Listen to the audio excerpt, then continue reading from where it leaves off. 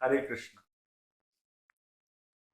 आज हम श्रीमद् भगवत गीता के विषय में सुनने जा रहे हैं कि ये भगवत गीता कब और किन परिस्थितियों में किसके द्वारा और किसको कही गई। तो हमें इसके लिए लगभग 5,500 वर्ष पूर्व में जाकर देखना होगा। 5,500 वर्ष पूर्व एक बहुत बड़ा युद्ध हुआ जिसको हम सभी महाभारत के युद्ध के नाम से जानते हैं। और ये महाभारत के युद्ध का होने का कारण क्या था? तो इसमें दो भाइयों की कहानी आती है। एक थे धृतराष्ट्र और एक थे पांडु। धृतराष्ट्र बड़े भाई थे और छोटे भाई थे पांडु। किंतु धृतराष्ट्र जन्म से ही अंधे थे और अंधे होने के कारण उनको राजा की गद्दी पे नहीं बिठाया जा सकता था। इसीलिए सभी बड़ों ने, ब्राह्मणों ने निर्णय लिया कि पांडु को, जो कि छोटे भाई थे, उनको महाराज बना दिया जाए, उनका राज्याभिषेक करके उनको राजा घोषित कर दिया जाए। और ऐसा ही हुआ। महाराज पांडु को राज्यभार दे दिया गया और जो उनके बड़े भाई थे धृतराष्ट्र, वो उनकी सहायता राज कार्य में करते थे।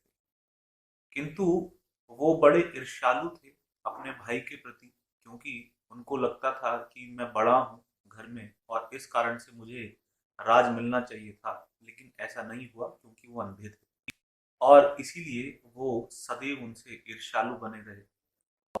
पांडु का विवाह हुआ और उनकी दो पत्नियां थीं। एक का नाम था माधवी और दूसरी थी कुंती। और कुंती से उन्हें तीन पुत्र प्राप्त हुए: युधिष्ठिर, भीम, अर्जुन।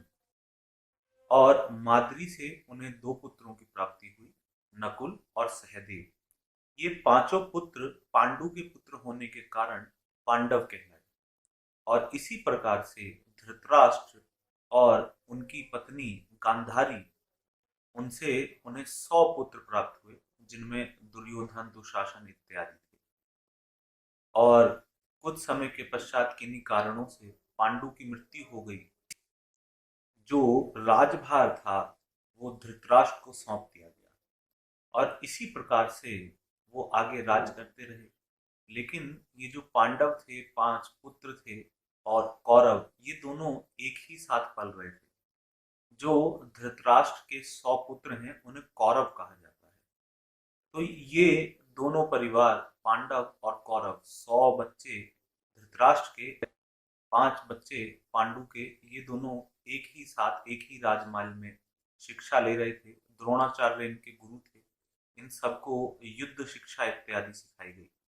लेकिन जिस प्रकार से धृतराष्ट्र अपने छोटे भाई पांडु के प्रति ईर्ष्या भाव रखता था, ऐसे ही दुर्योधन ने भी पांडवों के प्रति अपना ईर्ष्या भाव रखा, क्योंकि वह जानता था कि युधिष्ठिर बड़े हैं और इसलिए उनको ये राज सौंप दिया जाएगा।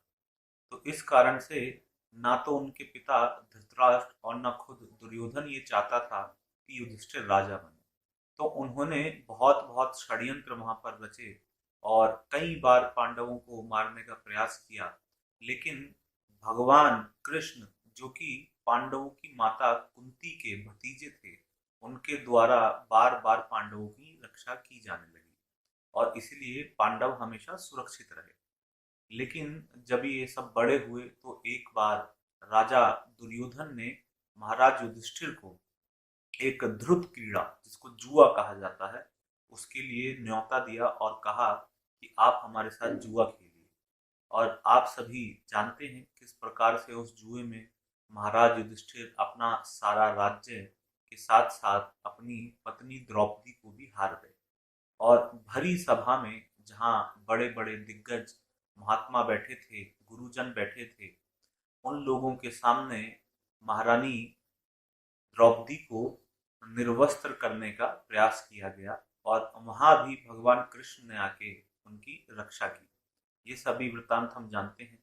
और उसके पश्चात पांडवों को 12 वर्ष का वनवास और 1 वर्ष का अज्ञातवास दे दिया गया कि 12 वर्ष तक आपको वन में रहना है और 1 वर्ष तक आपको अज्ञातवास में रहना है। अज्ञातवास का मतलब होता है कि उस एक वर्ष में अगर किसी ने आपको ढूंढ लिया, अगर दुर्योधन के किसी भी सैनिक ने या दुर्योधन ने आपको ढूंढ लिया पांडवों को, तो फिर उन्हें दोबारा से 12 वर्ष का वनवास और 1 वर्ष का अज्ञातवास बिताना होगा।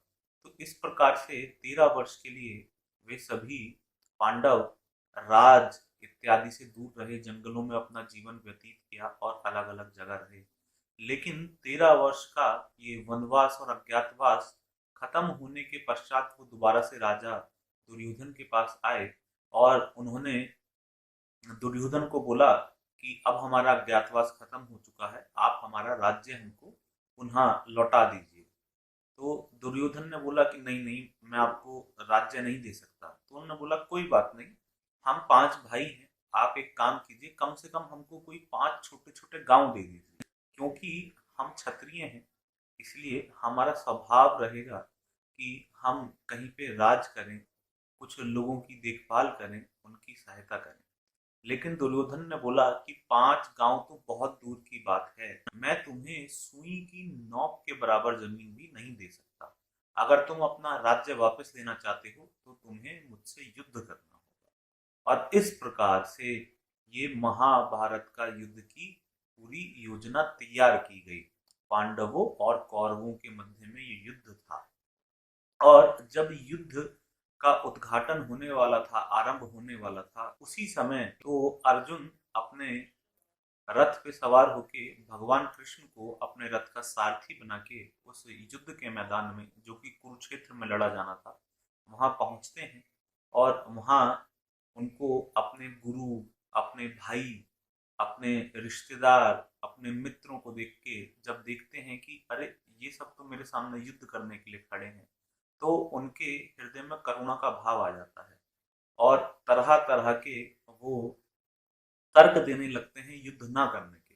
कृष्ण को कहते हैं कि ये तो मेरे गुरु हैं, ये मेरे भाई हैं, इनका मैं वध किस प्रकार से कर दूं, ये तो धर्म के विरुद्ध है।